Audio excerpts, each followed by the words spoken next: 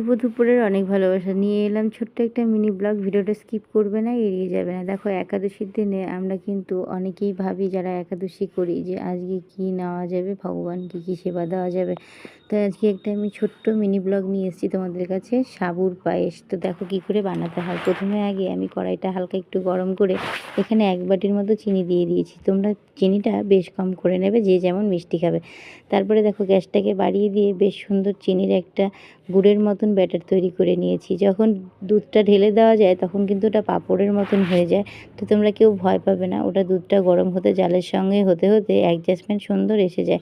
দেখো কী সুন্দর কালার এসছে, এতে কিন্তু গুড় দেইনি, কিন্তু গুড়ের মতন কালার এসছে, দেখতেও ভালো লাগে আর খেতেও বেশ ভালো লাগে। তারপরে দিয়েছি দুটো তেজপাতা। তেজপাতা দিয়ে বেশ সুন্দর নাড়াচাড়া করতে করতে দেখো বেশ সুন্দর জাল করে নেওয়ার পরে তারপরে দিয়েছি সাবুটা আমি 1.5 ঘন্টা আগে ভিজিয়ে রেখেছিলাম। তারপরে জল ছাড়িয়ে সুন্দর করে রেখে দিয়েছিলাম। তারপরে সেই সাবুটাকে দুধের মধ্যে দিয়ে দিলাম।